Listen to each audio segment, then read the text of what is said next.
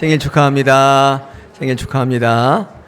저 생일 아닌데요? 이렇게 말하시는 분이 있죠. 근데 오늘 다사랑교회 생일이거든요. 여러분이 다사랑교회이기 때문에 생일 축하 받아 마땅합니다. 하나님께서 이곳에 23년 전에 교회를 세우시고 또 여기까지 오게 하셨습니다. 건강하게 오게 하셨어요. 얼마나 축복할 일입니까? 그렇죠? 오늘 만나는 분마다 복을 누리시고 또 많이 축하해 주시기를 바랍니다. 더욱더 교회가 하나님의 뜻대로 잘 세워져 나가기를 축원합니다. 할렐루야. 네, 오늘 우리 교회 창립 23주년 기념 예배 가운데 하나님께서 그리스도의 장성한 분량이 충만한 데까지라는 제목을 가지고 말씀 주셨습니다. 같이 은혜 나누기를 원합니다. 요즘에 입시제도가 참 문제인데요. 더 큰 문제는 뭐냐면 우리 학생들이 목표가 없다는 게 큰 문제라고 생각이 됩니다. 제가 한번 신문에서 기사를 읽었는데 이런 기사가 났습니다. 미국의 아이비리그 뭔지 아세요? 명문대학에 모여있는 데 있잖아요. 뭐 하버드대 뭐 이런데 그런 대학에 우리 한국 학생이 굉장히 많답니다. 들어가기가 어려운데 굉장히 많이 들어가는데 또한 특징 중에 하나가 뭐냐면 낙제 비율이 타국의 학생보다 월등하게 높대요. 들어가기는 잘 들어가는데 낙제를 많이 한다는 거예요. 근데 그런 신문 기사가 났습니다.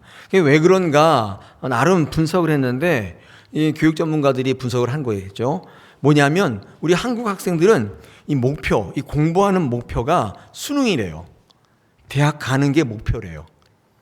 근데 외국 학생과는 좀 많이 다르다고 그래요. 그래서 이 수능을 잘 보는 게 학습의 공부의 목표인 거예요. 그러다 보니까 이제 학교를 가게 되면 목표를 다 한 거예요, 이제. 공부를 안 한대요. 그래서 좋은 학교에 들어가 놓고도 낙제하는 사람들이 많다는 이야기입니다. 그러니까 아이들이 제 기능을 잘하고 훌륭한 인재가 되게 하려면 공부를 왜 해야 되는지 공부의 목표가 무엇인지를 어른들이 잘 설정을 해줘야 돼요. 이 목표가 확실하면 과정이 좀 어렵고 길더라도 중도에 포기하거나 헤매지 않고 끝까지 가게 되는 거죠. 제가 조금 들을 때 좀 이건 아니다 싶은 이 교육적 멘트가 있는데 이런 거 있잖아. 아이들 공부할 때 야, 수능 이제 얼마 안 남았어. 힘내자. 굉장히 좋은 말처럼 보이잖아요. 근데 여러분 이거는 그 아이의 학습의 목표를 수능으로 한정시키는 거예요. 그럼 그 뒤에는 가로 열고 뭐예요? 수능 끝나면 놀아. 그때 놀아. 뭐 그런 얘기잖아요. 여러분 우리 부모들이 자녀들한테 이렇게 교육할 때 이런 말은 은연중에라도 안 하시면 좋을 것 같아요. 야, 수능까지만 달려가자. 이제 얼마 안 남았어. 물론 힘내고 위로하려고 하는 말이지만 그럴 땐 목표를 설정해 주는 것이죠. 그가 목표가 수능 날까지인 거예요. 공부하는 힘내는 기간은. 여러분 대학에 그래서 잘 들어갈 수 있을지 몰라도 대학 가면 공부 안 하는 거죠. 저는 이렇게 이 목표라는 게 굉장히 중요하다는 생각을 해보게 됩니다. 오늘 우리 교회 창립 23주년을 맞이해서 한번 이제 그런 걸 생각해 보고자 하는데 이 한국 교회 문제점도 그런 게 아닌가 싶어요. 이 한국에 신앙의 선배들이 많이 있지 않습니까? 우리가 쭉 예수를 믿어볼 때. 그리고 저 같은 경우는 목회 선배들도 많이 있습니다. 근데 그분들이 어떤 의미에서는 신앙생활하는데 잘못된 목표를 설정해 주신 거예요. 잘못된 신학과 그릇된 목회로 예수 믿는 사람들의 삶과 신앙의 목표를 이 땅에서 사는 동안으로 국한시킨 거예요. 이 땅에 사는 때 그 가치로 잘못 설정시켜 준 거예요. 물론 뭐 설교할 때거나 우리 믿는 분들의 고백 속에는 구원 받은 것을 얘기하고 천국을 언급하긴 하지만 여러분 한번 자세히 보십시오. 모든 목회의 관심은 이 땅의 삶에 초점 맞춰져 있고 모든 성도의 신앙의 관심도 신앙적 관심도 이 땅 위의 삶이에요. 우리가 뭐 구원을 얘기하거나 천국을 얘기하지 않는 건 아니에요. 근데 실제로 초점이 거기에 맞춰져 있다는 것이면 한번 생각해 볼 필요는 있다고 생각이 돼요. 이 시점에 23년이나 되었는데 한번 이 생일날 한번 생각해 보았으면 좋겠습니다. 우리의 신앙의 목표는요, 장례식장 아닙니다. 숨을 거두는 그 순간까지만이 아닌 거예요. 이 땅의 삶에만 국한되는 게 아니고 이 땅에서의 행복과 자기 실현에 국한되는 게 아니에요. 우리 신앙은 그렇게 하는 게 아니죠. 목표는 그게 아닙니다. 만약에 그렇다면 여러분 마치 수능날까지만 최선을 다하고 그 이후에 노는 대책이 없는 수험생과도 같습니다. 이런 신앙생활은 이제 지향을 해야 되겠죠. 여러분 예수 믿고 나서 여러분 우리가 교회가 성도가 이 무기력해지는 이유는 한 가지 이유입니다. 내 신앙생활의 목적과 방향이 잘못 설정되어 있으면 이제 무기력해지고 흔들리게 되고 중간에 포기하게 되고 이도 저도 어떻게 할 수 없으면 딜레마에 빠지고 우울해지고 힘들어지는 것이죠. 오늘 우리 창립 23주년을 맞이해서 저는 어떤 말씀을 증거할까 고민하다가 매년마다 우리 이날에는요 우리의 교회됨 성도됨 이 목표를 한번 다시 점검하는 날로 삼으면 어떻겠습니까? 우리가 지금 평생 교회를 하고 성도로 살아갈 텐데 우리가 잘 가고 있는가, 우리가 그 목표를 잘 이루고 있는가를 한번 이날에 점검하면 어떻겠습니까? 저는 오늘 이날이 그것을 점검하는 날이었으면 좋겠습니다.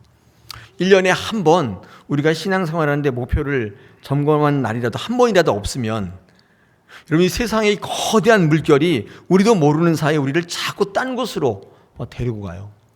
정신 차려보면 이상한 데 와 있는 거예요. 오늘 창립 기념일에 우리 그것을 같이 한번 나누기를 원합니다. 오늘 주시는 말씀을 통해서 저와 여러분이 도전받는 귀한 시간 되기를 원합니다. 여러분 신앙생활 목표 확실하신가요? 왜 신앙생활 하세요? 왜 이 좋은 날에 교회 와서 이러고 앉아 계세요? 한번 스스로에게 묻게 되기를 바랍니다. 왜인가요? 네, 목표가 정확하면요 우리는 계속 달려갈 수 있습니다. 우리가 죽을 때까지 또는 하나님의 나라에 들어갈 때까지 우리 이 생활을 이 삶을 계속 달려나갈 수 있는데 확신하건대 목표가 확실하면 상황과 조건을 반드시 뛰어넘어요. 목표가 분명하면 상황과 조건들이 그를 넘어뜨릴 수 없다는 거예요. 이게 없으니까 그게 왜 그러는지를 잘 모르니까 힘들면 그만두고 뭐 벅차면 밀어버리고 그러는 거예요. 여러분 우리가 살아갈 때 목표가 분명하면 해내지 않습니까? 얼마나 중요한지 몰라요. 방향성이 굉장히 중요하다는 것입니다. 이런 목표의식이 잘못된 제자들의 모습을 확인할 수 있는 성경 말씀이 겟세마네 동산에서의 모습입니다. 예수님께서 십자가를 지시기 전에 이 겟세마네 동산에 올라가서 기도하시지 않습니까? 기도하실 때 베드로, 요한, 야고보 이렇게 신앙이 좋은 세 제자를 데려가신 것 같아요. 그래서 옆에다 또 기도하라 그러고 주님은 땀방울이 핏방울이 되도록 기도하셨단 말이에요. 근데 와보니까 자고 있는 거예요. 그래서 우리는 이 말씀이 마태복음 26장에 나와 있습니다. 여기 보십시오. 마태복음 26장 40절에서 이렇게 얘기합니다. 제가 읽겠습니다. 제자들에게 오사 그 자는 것을 보시고 베드로에게 말씀하시되 너희가 나와 함께 1시간도 이렇게 깨어 있을 수 없더냐? 시험에 들지 않게 기도하라. 깨어 기도하라. 마음에는 원이로되 육신이 약하다 하시고. 네. 아니 지금 죽게 생겼는데 그래가지고 너무 마음이 아파가지고 이거 어떻게 할까 고민해서 기도하고 계시는데 같이 좀 기도하자고 데려갔더니만 자고 있는 거예요. 근데 이제 아마 이 야고보, 베드로, 요한 중에서 베드로가 되게 흉악하게 잔 것 같아요. 이렇게 막 그냥 자빠져 잔 것 같아요. 베드로에게 뭐라고 했냐면 야 너 1시간도 깨어있을 수가 없냐? 네, 그렇게 말씀한 거예요. 생각해 보십시오. 지금 스승이 죽게 생겼는데 베드로라고 그렇게 자고 싶었겠어요? 안 자고 싶었을 것 같아요. 여러분 제가 죽게 생겼는데 같이 기도하자면 주무실 거예요? 그죠? 근데 세 제자가 다 잤단 말이에요. 여러분 이 제자들이 왜 잤겠습니까? 피곤해서일까요? 피곤됐겠죠. 인간의 한계 때문이 아니었습니다. 제가 생각할 때 이 제자들이 잔 이유는 시험에 들었기 때문입니다. 제가 한 얘기가 아니라 오늘 말씀에 주님이 너희가 시험 들었다고 얘기하고 계세요. 여러분 시험에 들면 가장 먼저 찾아오는 증상이 육체적인 한계입니다. 육체적인 한계가 와요. 피곤해져요. 여러분 일을 많이 해서 피곤해지는 것처럼 생각되시죠? 여러분 우리 몸과 영혼이 연결되어 있어요. 영적으로 항상 밝고 파워가 있으면 사실 몸도 잘 지치질 않아요. 근데 몸이 쉽게 지치는 것은 영적으로 병들었다는 조금의 바로미터일 수 있습니다. 그래서 이 영혼이 병들면 육신이 영혼을 장악해요. 그래서 내 영혼이 좋은 생각을 해도 결코 육신으로 표출되지 않아요. 아까 말씀드렸잖아요. 마음은 원인데 육신이 약하다. 육신이 약하다는 건 뭐냐면 표현이 안 되는 거예요. 내가 오늘 뭐뭐 해야지. 그런데 항상 안 돼요. 난 피곤한 줄 알았어요. 피곤한 게 아니라 우리의 육신이 영혼을 장악한 상태, 시험에 든 상태입니다. 여러분, 제자들이 목표의식이 없다 보니까 왜 기도를 해야 되는지 잘 모르시는 거예요. 그러니까 예수님께서 그렇게 죽도록 기도하고 계시는데 잘 수밖에 없는 모습으로 드러났는데 이 목표가 없으니까 시험 들더라는 거예요. 이 제자들의 모습도 이러했습니다. 오늘 읽으신 우리 에베소서 4장의 본문의 말씀은 굉장히 중요한 말씀인데 올바른 교회와 성도가 추구해야 할 진정한 목표의식을 우리에게 소개하고 있기 때문에 그렇습니다. 오늘 이 시간에 우리 다사랑 교회의 모든 분들의 목표가 한번 되었으면 좋겠습니다. 우리 본문을 13절, 14절, 15절을 제가 한번 읽어보겠습니다. 어떤 목표를 소개하고 있는가? 우리 예수 믿는 사람들이 진정한 어떤 목표를 가져야 되는가? 제가 한번 읽어보겠습니다. 13절. 우리가 다 하나님의 아들을 믿는 것과 아는 일에 하나가 되어 온전한 사람을 이루어 그리스도의 장성한 분량이 충만한 데까지 이르라. 이게 첫 번째 이게 목표예요. 이걸 설정해 주신 거예요. 14절. 이는 우리가 이제부터 어린아이가 되지 아니하여 사람의 속임수와 간사한 유혹에 빠져 온갖 교훈의 풍조에 밀려 요동하지 않는 거 있죠. 그러니까 한마디로 말하면 어린아이가 되지 않는 거. 이것도 우리 신앙이 설정해야 될 목적 중에 하나예요. 15절. 오직 사랑 안에서 참된 것을 하여 범사에 그에게까지 자랄지라. 그는 머리니 곧 그리스도라. 어떤 목표가 있냐면 예수님에까지 자라나는 거예요. 이게 우리 신앙의 목표예요.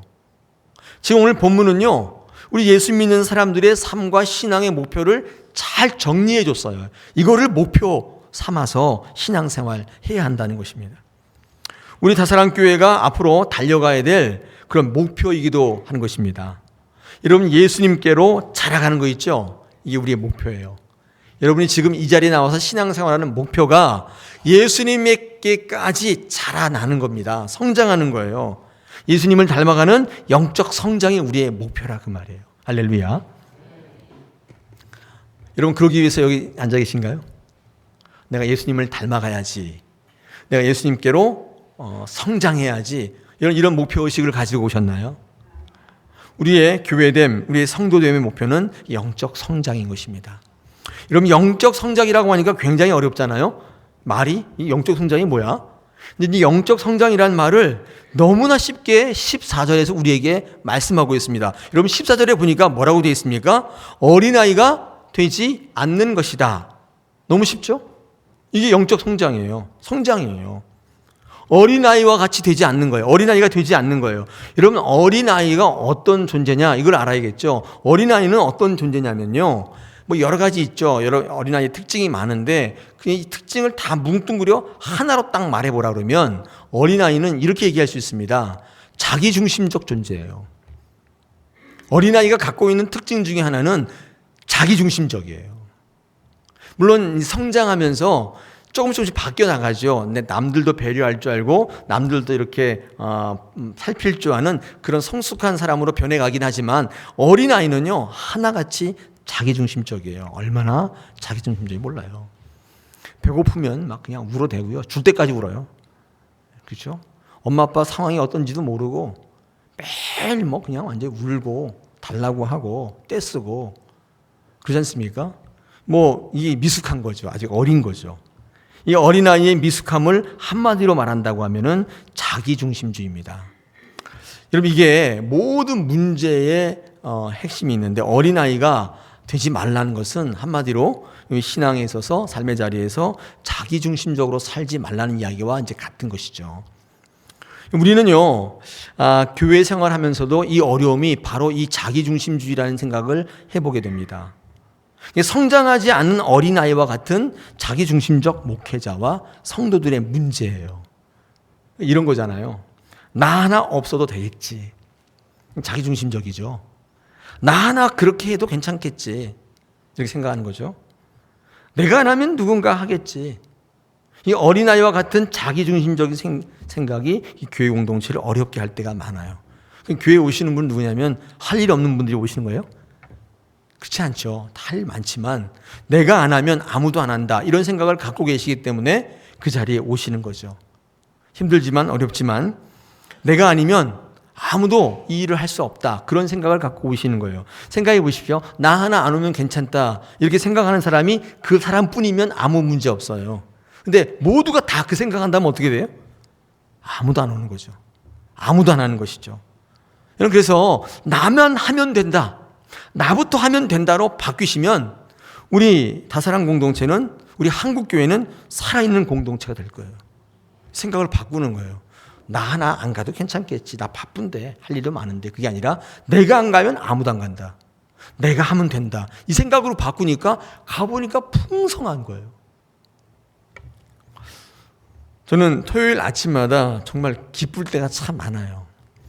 제가 2년 전에 돈 몇 푼 좀 아껴보자고 이 용역업체에서 하던 교회 청소를 이 성도들이 하면 어떻겠는가 제가 당회에다가 제안을 했습니다.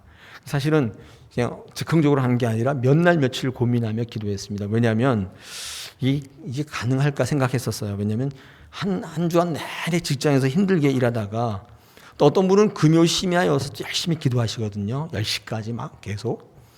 그리고 또 새벽에 기도회 나오고 청소까지 하라 그러면 이게 가능한 건가? 이 성도들에게 너무 미안하기도 하고 이게 무리한 게 아닌가? 그런 생각을 많이 했습니다. 몇 날 며칠을 고민했습니다. 혹시 아무도 안 나오면 어떡하나? 그럼 나 바보 되는 거 아니야? 이렇게 고민 많이 했습니다. 근데 여러분 2년 지났는데 단 한 주도 아무도 나오지 않아서 청소 못하고 주일 예배 드린 적은 없어요. 그 모든 걸 알고도 다 나와 주셨어요. 그리고 빗자루 들고, 그죠? 얼굴에 피곤이 뚝뚝뚝 떨어지는데 오셔서 청소하시고 하는 모습들을 볼 때 어떨 때는 참 감동이에요. 아, 우리 교회가 수준이 참 높구나. 괜한 내가 걱정을 했구나. 여러분, 하나님께서 우리를 기뻐하시는 모습은요, 바로 이런 모습이지 않겠는가. 여러분, 그분들이 이게 그렇게 할 일 없고 피곤하지 않아서 그렇게 하겠어요? 오셔서 그 일을 감당하실 때에 자기 중심적인 생각을 내려놓고 많은 사람들이 하나님께 예배할 수 있다면 내가 하지 않으면 안 된다. 여러분, 그 생각 때문에 거기 나오신 거 아니에요? 맞죠? 할렐루야. 네. 제가 오신 분들한테 말씀은 안 드렸는데 정말 감동이에요. 감동이고 저는 그런 데서 하나님께서 이 교회를 향하신 가능성을 봐요. 어린아이와 같은 자기중심적인 모습을 버리는 것, 한국교회가 다사랑 교회 공동체가 회복해야 될 최대의 과제가 아닌가 생각합니다. 여러분, 그렇다면 어린아이처럼 되지 않고 자기중심적인 삶의 모습에서 벗어나서 정말 하나님을 기쁘시게 하는 교회 되고 성도 되려면 어떤 삶을 지향해야 되는가, 오늘 세 가지로 한번 본문에서 같이 나누고자 합니다. 첫 번째 순서대로 한번 살펴보겠습니다. 우리 13절에 보니까 이렇게 말씀하죠. 13절에서 하나님의 아들을 믿는 것과 아는 일에 하나가 되어야 한다. 그래야 성숙한 신앙생활을 해갈 수 있죠. 자기중심적인 모습을 버리고 이제 성장하는 교회를 이룰 수가 있는 것이, 믿는 것과 아는 일에 하나가 되어야 한다. 여러분, 이 말씀은 신기하게도 신앙생활할 때 이 두 가지가 있다고 구분하고 있죠. 첫째는 믿는 게 있다. 둘째는 아는 게 있다는 거예요. 여러분, 믿는 게 있다는 건 뭐냐면 믿는 대상이 분명히 있어요. 믿어야 할 대상이 있다는 것입니다. 그런데 아는 일이 있다는 거예요. 알아가야 하는 과정이 분명히 있어요. 믿는 대상이 있는데 그냥 저절로 믿어지는 게 아니라 우리가 알아가야 되는 과정이 있음을 또한 이야기하고 있습니다. 그러니까 종합적으로 얘기하면 알아가는 과정 없이 믿을 수는 없어요. 잘 알아감으로 믿음이 형성될 때 이 성숙한 믿음이 된다고 말씀하는 것입니다. 주님이 우리에게 요구하시는 수준의 신앙이 뭐냐면 믿는 것과 아는 것이 하나가 되는 것입니다. 할렐루야. 여러분, 믿는 거는 하시는데 아는 걸 잘 안 하시는 분 계시죠? 믿는 거는 그냥 믿는다고 하면 되니까 쉬워요. 근데 아는 거는 좀 어렵단 말이죠. 내 시간을 드려야 되고 내 물질을 드려야 되고 내 인생 자체를 드려야 되기 때문에 아는 거는 별로 관심 없는데 믿는 거 그까이 거 아멘 하면 되는 건데 이렇게 신앙생활을 할 수가 있겠죠. 여러분, 근데 특별히 이 아는 일에 대해서 성경은요 굉장히 강조하고 있습니다. 특별히 느끼는 일이라고 얘기하지 않고 아는 일이 하나가 되어야 한다고 말씀하고 있는데 여러분 좀 주목해 주시면 좋겠습니다. 우리 예수 믿을 때 어떤 분들은요 이 가슴에 뜨거움만 가지고 믿으려고 하시는 분들이 있어요. 다시 말해서 예배를 드릴 때 감동이나 기쁨이나 감격이나 뭐 이런 거 있잖아요. 이런 게 딱 일어날 때 그때 야 이게 예배로구나, 은혜가 임했구나 이렇게 생각하시는 경향이 참 많이 있습니다. 그렇지 않습니까? 여러분 어떠세요? 여러분 기준이 뭐세요? 오늘 예배가 정말 은혜롭다 생각할 때 어떤 예배를 은혜롭다고 생각하세요? 눈물이 막 흐르는 그런 예배 있잖아요. 아니면 제가 무지하게 웃겨가지고 막 웃다가 눈물이 나는 경우, 이런 경우도 포함해서 어쨌든 뭐가 이렇게 있어야 이게 은혜롭다 생각하는데 지금처럼 다 주무시는 것 같은 조용한 분위기, 이거 뭐예요? 네. 오늘 정말 따분했어. 네, 그렇게 생각할 수도 있지 않습니까? 많은 분들이 정말 은혜로운 예배는 이 감정적인 요소를 예를 들 때가 참 많이 있습니다. 그래서 이제 필이 딱 와야 돼요. 그리고 뭔가 이렇게 찌릿해야 돼요. 눈시울이 뜨거워지거나 가슴 맥박이 빨라지거나 뭐 이렇게 와야 돼요. 그렇지 않으면 예배 헛들였다고 생각하기도 합니다. 여러분, 근데 이 감정적인 것만으로 믿음은 절대 자라지 않아요. 상황과 조건 속에서 우리의 머리가 차갑게 움직이지 않으면, 그 상황과 조건이 그럼에도 불구하고 내가 생각해 보니까 그럼에도 불구하고 결단할 수 있을 때, 여러분 그런 결단은 감정으로 할 수 있는 건 아니에요. 이럴 때 우리의 믿음이 성장한다는 것입니다. 그래서 성경은요, 어린아이처럼 되지 않고 성숙한 신앙이 되기 위해서 믿는 대상이 반드시 있는데 느끼는 과정도 중요하지만 알아가는 과정이 분명히 있어야 한다고 우리에게 말씀해요. 그럴 때 우리는 성장하는 거예요. 호세아 4장 6절에서 호세아가 뭐라고 얘기하냐면 하나님을 아는 지식이 없어 망한다고 그랬어요. 하나님을 느끼는 감정이 없기 때문에 망한다 그렇게 하지 않고 하나님을 정확히 알아가는 지식이 없어서 망한다 이렇게 말씀했습니다. 특별히 우리 사랑의 성도 여러분, 우리 지난 주일에 받으셨어요. 이 교회에서 어떻게 하면 여러분과 말씀을 같이 나눌까 많은 자리를 마련하고 있는데 여러분 때를 얻든지 못 얻든지 오십시오. 거기에는 직분자 직분 없는 관계없습니다. 다 오셔서 같이 말씀을 나누고 또 같이 토론하고 하나님을 잘 알아갈 때 우리는 성숙한 믿음으로 자라날 줄 믿습니다. 할렐루야. 두 번째 있습니다. 이 15절에 보니까 사랑 안에서 뭐하라? 참된 것을 하라 이렇게 우리에게 권면합니다. 여러분 참된 것을 한다는 말 뒤에 뭐라고 되어 있습니까? 그에게까지 잘하라 그렇게 되어 있죠. 근데 여러분 이걸요 우리 14절과 연결해 보면 이 참된 것을 한다는 것은 어린 아이의 일을 버리는 것과 같은 의미예요. 그러니까 하나님 안에서 참된 일은 어릴 적의 유치함 같은 거, 어린 미성숙함 같은 걸 내려놓고 그것을 버리는 거예요. 같은 의미입니다. 그러니까 어릴 적의 일을 버리는 것이 참된 것을 하는 것이죠. 여기서 버리는 게 능력이에요. 여러분 신앙생활할 때 정말 버리는 걸 잘 하셔야 돼요. 특별히 신앙생활에서 뭘 얻지 못해서 망하는 경우보다도 버리지 못해서 망하는 경우 많이 있습니다. 버려야 돼요. 내가 예수 믿기 전에 내가 가지고 있던 생각들을 빨리빨리 내려놔야 되는데 여러분 그 고정관념들이 있잖아요. 예수 믿으면 이렇다 그런 거 있잖아요. 두려움들.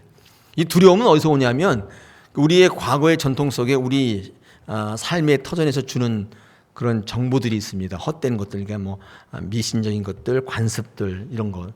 특히 그런 게 많은데 그런 것으로부터 굉장히 두려움을 갖고 있는 분들이 있어요. 제가 예를 하나 들어드리면 그렇죠? 그 불교 믿던 집에서 예수 믿으면 집안 망한다. 들어보셨어요? 다른 종교 믿다가 예수 믿으면 망한다. 근데 그거를 철떡같이 믿고 계신 분도 있어요. 그래서 교회 안 나오는 이유가 뭐냐면 할아버지가 그렇게 말씀하셨대요. 그래서 교회 안 나와요. 근데 그런 경우도 굉장히 많이 있고 그러니까 우리가 가지고 있는 고정관념들, 두려움들 이런 게 있는데 빨리 버리셔야 돼요. 성장을 방해하는 모든 것들 가운데 오직 말씀으로 돌아가서 거기에 집중하지 않으면 우리는 자라나는 믿음으로 성장할 수는 없다는 거예요. 여러분 예배를 잘 드렸다는 의미는 뭐냐면 버리는 겁니다. 버리는 거. 그러니까 제가 이렇게 오늘 설교를 하는데 말씀을 들어보니까 그 성경 말씀이 그렇게 말씀하시네. 나는 한 번도 그렇게 생각해 본 적이 없는데 내 생각이 그냥 내 생각이었구나. 성경 말씀에는 그렇게 말씀하고 있지 않구나. 그럼 내가 이제부터 그렇게 하지 말아야지. 예배 잘 드리시는 거예요. 왜? 버려졌기 때문에. 근데 예배를 드릴 때마다 내가 옳았다는 것이 증명이 돼요. 그렇지. 돈이 있어야지. 그럼.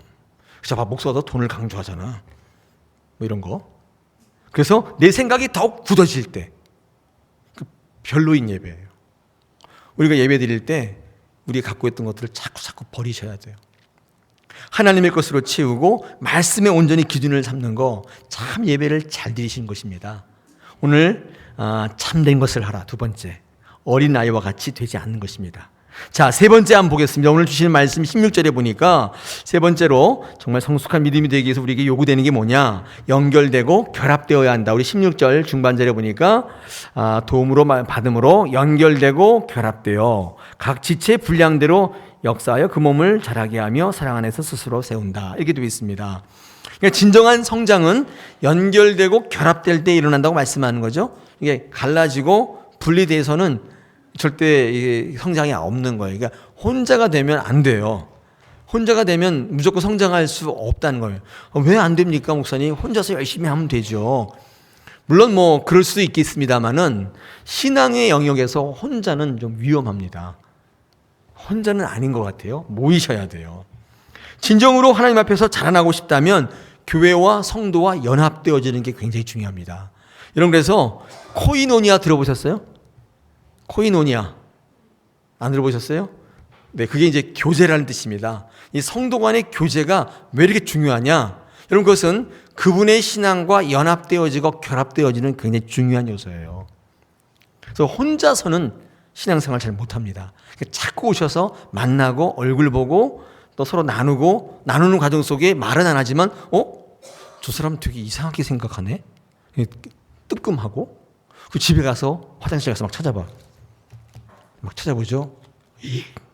내 작가 잘못됐구나. 그냥 알아가는 거예요. 근데 혼자 있으면 절대 몰라요. 아무도 얘기 안 해주기 때문에. 이렇게 토론하다 보면 그런 일 많죠. 하다 보면 뭐랍시오? 아니네?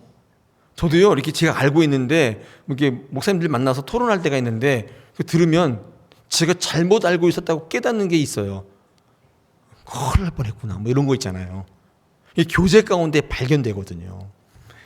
저는 여러분도 다르지 않다고 봅니다. 교회 오시면 교제하는 게 굉장히 중요합니다. 때문에 사탄은요, 여러분 그 연합되지 못하도록 방해하는 작전을 지금도 펴요. 혼자 자꾸 놀게 만들어요. 교회 갔다가 땡 찍고 그냥 바로 가게 만드는데, 여러분 이게 왜 그러냐면, 이걸 가장 좋은 방법은 뭐냐면 상처받게 하는 겁니다. 상처를 굉장히 경계하셔야 돼요. 교회는 상처받으면 자꾸 떨어져 나가려고 하는 그런 속성이 있어요. 그렇죠? 상처받으면 교회 별로 안 오고 싶죠. 근데 안 올 수는 없잖아요. 다른 교회 가자니 이 나이에 어디 다른 데 갈 데도 없고, 안 가자니 지옥 갈 것 같고, 그러니까 가서 그냥 찍고 오는 거잖아요. 맞죠? 왜 이렇게 잘하냐고요? 저도 그랬어요. 아니, 저라고 뭐 상처 안 받습니까? 그러니까 교회를 가기 싫은데 안 가면 엄마가 거의 죽일 게 뻔하기 때문에 가긴 가는데 예배만 드리고 바로 사라지는 거예요. 그래서 제일 좋은 방법은 축도하기 전에 나가요. 제가 굉장히 많이 했어요. 왜냐하면 축도할 때 나가면 목사님 이렇게 눈에 띄게 되니까 축도 안 할 때 나가는 거예요. 상처받으면 떨어져 나가는 거예요. 상처 경계하셔야 돼요. 상처를 얘기할 때 저는 항상 시편 1편을 얘기하는데, 여기 보십시오. 시편 1편에 여러분 쭉 보시면 이 시편은 굉장히 중요한 말씀들을 하고 있는데, 여기 1편의 3절과 4절에 의인과 악인을 구별하고 있죠. 3절에 이렇게 되어 있습니다. 의인을 시냇가에 심은 나무라고 얘기하고 있죠. 그가 철을 따라서 열매를 맺으며 그 잎사귀가 마르지 아니함 같으니 그가 하는 모든 일이 다 형통하다. 이 의인이에요. 근데 4절 보니까 악인은 그렇지 않다. 악인은 뭐라고 표현했어요? 바람에 나는 겨다. 생뚱맞잖아요. 시냇가에 심은 나무하고 바람에 나는 겨는 비교 대상이 아닌데 왜 악인을 바람에 나는 겨라고 했을까? 이런 바람에 나는 겨의 특징은 있습니다. 편한데 성장이 없는 존재예요. 다시 말해서 상처가 없어요. 그러니까 떠돌아다니는 거예요. 상처 주면 예이 안 보면 그만이야. 샥 하는 거예요. 편하긴 한데 성장이 없는 이유는 뿌리를 내리지 못하기 때문이에요. 뿌리를 안 내려요. 공급이 없어요. 여러분, 이게 악인이라고 시편 기자는 정의하고 있습니다. 악인은 어떤 사람이 악인이냐? 상처를 두려워해서 뿌리 내리지 않는, 그래서 하나님께로 공급받지 않기로 결단한 사람이에요. 내 나름대로 살아가기로 결정하는 거예요. 신앙생활을 오래 했는데 성장은 별로 없어요. 미성숙한 상태로 어린아이처럼 남아있는. 오늘 창립 23주년인데 우리 23살이면 뭐예요? 청년이에요. 여기 뭐라고 써요? 보이십니까? 색깔을 저렇게 잘 안 보일 수 있는데 청년예수, 청년교회, 다사랑 31이 아니라 23. 23살 그런 뜻이에요. 우리 다사랑교회는 청년교회예요. 이제 어린아이가 아니에요. 막 누가 막 데려다 주고 막 이렇게 한 어린아이가 아니라 스스로 자립을 이제 하는 교회가 되었다 그 말입니다. 여러분 바람에 나는 교회가 돼서는 안 돼요. 상처 같은데 우리의 신앙을 팔아서는 안 돼요. 여러분 상처는요 성장의 동력입니다. 지금 말씀드렸죠? 뿌리를 내리면 반드시 뭐가 있어요? 상처가 반드시 있어요. 상처가 없을 수 없습니다. 상처가 없다면 이상한 거예요. 왜냐하면 성장은 상처의 걸음을 가지고 커나가기 때문에. 그게 좋은 교회입니다. 여러분 그래서 교회에 와서 상처 안 받기를 기대하기보다는 시냇가에 뿌리를 내리고 공급받기를 원하셔야 돼요. 그러면 반드시 승리해요. 반드시 성장, 예수 그리스도까지 성장하는 거예요. 근데 우리는 이신점심, 이 상처가 너무 힘들고 어려워요. 이런 상처를 경계하시고 상처를 통해서 이렇게 주지 않도록 서로 많이 도우셔야겠죠. 근데 상처가 혹시 있다 할지라도 하나님께서 나로 하여금 성장케 하시구나. 이런 생각을 가지고 이겨내시기를 축원합니다. 할렐루야. 여러분 그래서 서로 돕고 연결되고 결합될 때 우리 믿음이 비로소 성장하는 것입니다. 여러분 몸의 입장에서 볼 때는요. 연결되고 결합되는 것 이 자체가요. 뭘 의미하냐면 균형을 얘기해요. 여러분 연결되고 상합되면 여러분이 어떻게 성장하면 골고루 드시게 돼서 잘 자라나게 되는 것입니다. 성장에 있어서 가장 중요한 것은 균형이지 않습니까? 골고루 먹어야 되잖아요. 골고루 교육받아야 되잖아요. 여러분이 신앙을 형성하는 모든 것들이 골고루 자라야 되잖아요. 그죠? 이게 치우친 성장을 이단이라고 합니다. 다른 건 다 죽어 있어요. 이것만 쭉 자라나 있는 거예요. 그 이단이라고 해요. 여러분 치우친 성장을 이루는 게 아니라 균형 잡힌 성장을 이루는 것입니다. 예수를 믿고 전도하는 것보다 더 중요한 게 있냐면 뭐냐면 성장의 문제예요. 오늘 23주년을 맞는 우리 교회에 주시는 과제입니다. 23살 됐어요. 더 성장하셔야 돼요. 작년에 이르기까지 믿음의 유산을 남기는 어르신이 될 때까지 쭉쭉쭉 자라나셔야 돼요. 그럴 때 하나님께서 우리 다사랑교회를 사용하실 줄 믿습니다. 세 가지를 꼭 기억하십시오. 믿는 것과 아는 것이 하나가 된다. 어린아이의 일을 버리라. 교회와 성도와 연합하라. 하나님께서 오늘 이 말씀을 통해서 기쁘신 교회 되게 하실 것을 믿습니다.